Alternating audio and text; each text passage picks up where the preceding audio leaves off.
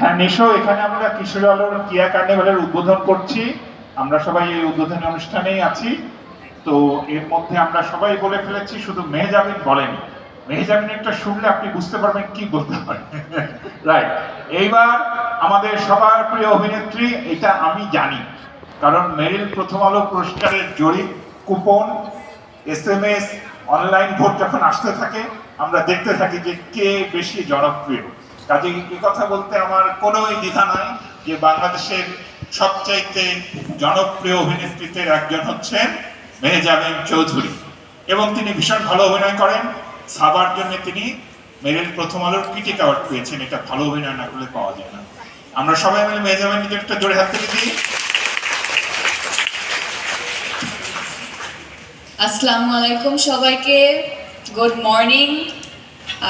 Sir যেমনটা বললেন ভালো অভিনয় করি, কতটুকু ভালো করি সেটা আসলে জানি না, কিন্তু স্পিচ দিতে গিয়ে আমার হাত পা কাঁপে। আমি অনেক দুর্বল এই জায়গায়। সবাই এত সুন্দর করে কথা বললেন, তসিফের কারণে তো স্যারের চোখে পানি চলে আসলো।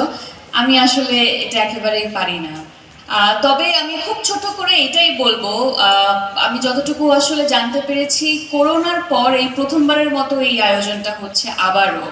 তো এই সুন্দর উদ্যোগের জন্য অনেক অনেক ধন্যবাদ। আমাদের ভবিষ্যৎটা আমাদের চোখের সামনেই আসলে বসে আছে। আমি সবসময় এই জিনিসটা একটু ভাবি বা মনে করি, একজন সাকসেসফুল আর একজন নট সো সাকসেসফুল মানুষের মধ্যে ডিফারেন্সটা শুধুমাত্র কনফিডেন্স এবং লেগে থাকার সেই চেষ্টার মধ্যেই।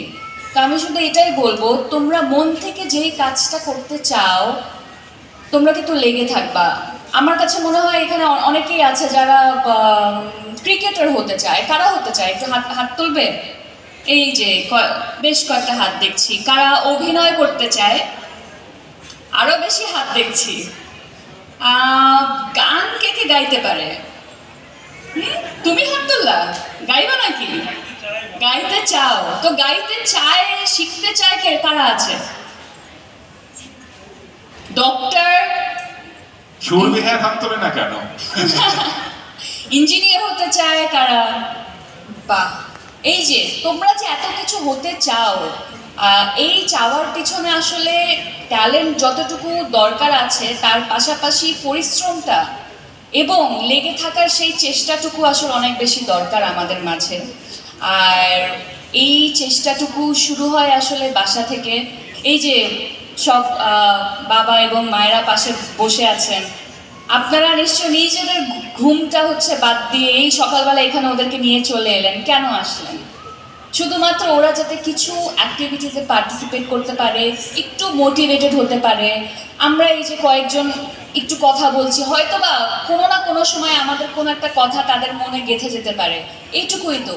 তো বাবা মায়ের যে চেষ্টাটুকু থাকে সেটাকে অনেক বেশি শ্রদ্ধা করা উচিত এবং নিজের জন্য, নিজের পরিবারের জন্য সব সময় চেষ্টা করে যাওয়া উচিত।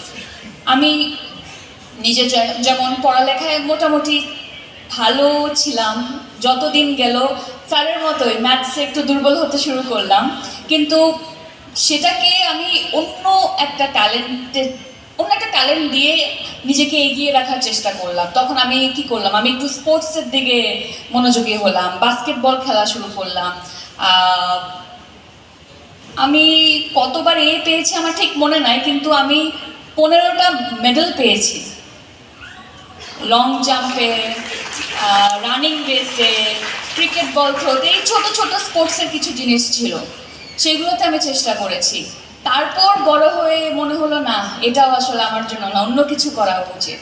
তখন কি হয়ে গেলাম, এই যে অ্যাক্টিং পেশায় চলে আসলাম।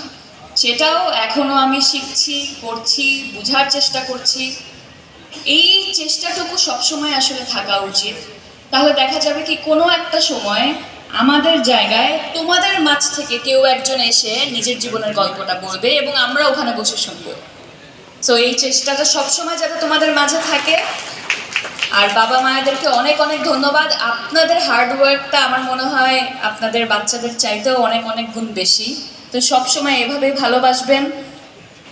আমরা অনেক অনেক কৃতজ্ঞ আপনারা এত সকাল সকাল এখানে চলে এলেন। কিছুক্ষণ পর অনেকগুলো অ্যাক্টিভিটি শুরু হবে। আই হোপ সবাই সেগুলোতে পার্টিসিপেট করবে, যাতে তোমরা আসলে কোনটা ভালো করতে পারো কিংবা কোনটা এনজয় করো সেটা যাতে বুঝতে পারো। শুধু এইটুকুই বলবো, অনেক অনেক ধন্যবাদ এবং আজকের দিনটা অনেক বেশি এনজয় করো। মেহজাবিন বলেছেন তিনি কথা বলতে পারেন না, না পেরেই এই পারলে না জানি কি হতো, ওর জন্য জোরে হাততালি দিই। আচ্ছা, তোমরা কে কে জানো যে দম ছবিতে প্রধান চরিত্রে অভিনয় করেছেন কে? নাম কি? মেরিল প্রথম আলো পুরস্কার তিনি পেয়েছেন দাগি ছবির জন্য, রাইট? এবং এটা পেয়েছেন জনপ্রিয় ক্যাটাগরিতে।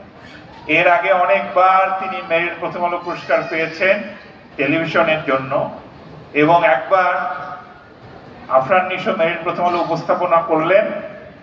সেইবার তিনি কোনো নাটক করবেন না, কারণ তিনি ফিল্ম করবেন, চলচ্চিত্র করবেন। সেইবার হলো তৌসিফ। তৌসিফ মঞ্চে গিয়ে বলছে, ভাগ্যিস আপনি নাটক করেন নাই, এই জন্য আমি পুরস্কার পেয়েছি, তাই তো? উনি অনেক বিনয়ী, উনিও খুব বিনয়ী, খুব সুন্দর বলেন, খুব সুন্দর, সুদর্শন, হ্যান্ডসাম, খুবই ভালো অভিনয় করেন। এই তোমরা সবাই দম দেখবা, চরকিতে দম আছে। ওকে, এখন আমি কিছু বলার জন্য অনুরোধ জানাচ্ছি আমাদের প্রিয় অভিনেতা শিল্পী আফরান নিশোকে। ধন্যবাদ। আসসালামু আলাইকুম। আপনারা সবাই নিশ্চয়ই ভালো আছেন নাকি? ভালো আছেন? একটু শুনি ভালো আছেন কিনা। শুভ সকাল। আপনারা নিশ্চয়ই ভালো আছেন। আছেন?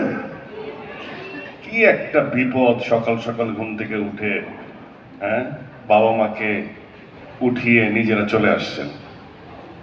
তো আমার মনে হয় যে অনেক মানুষ যখন থাকে তখন বেশিরভাগ কথা হয়েই যায়, আর গুণী মানুষ যখন পাশে থাকে তখন তো তারা সবকিছু না বলতে বলতে অনেক কিছু বলে দেয়।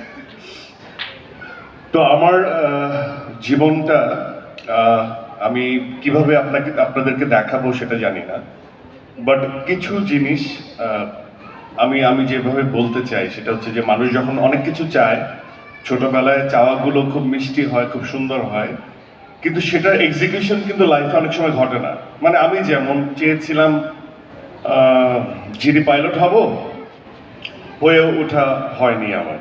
হ্যাঁ, আবার চেয়েছিলাম মাল্টিন্যাশনাল কোম্পানিতে জব করব, সেটাও হয়নি, হয়ে গেছি যেটা ছোটবেলায় কখনো ভাবিনি, একজন অভিনেতা।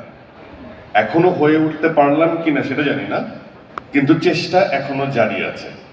তো আমার কাছে মনে হয় যে মেহজাবিন, তৌসিফ, এখানে যারাই আছেন প্রত্যেকজনের কেরিয়ার, প্রত্যেকজনের ধরন, আমরা হয়তো বা একই সেক্টরে, কিন্তু আমাদের প্রসেসটা ইটস ডিফারেন্ট। অনেক সময় প্রসেসটা ডিফারেন্ট থাকে, কিন্তু একটা জিনিস তো থাকে যে আমাকে লেগে থাকতে হবে। আমাকে একদমই আমার জীবনের যে মেগা অবজেক্টিভ, যেটাকে বলে সুপার অবজেক্টিভ, যে যত ছোটবেলায় দেখে ফেলে যে আমি জীবনে কি হব, তার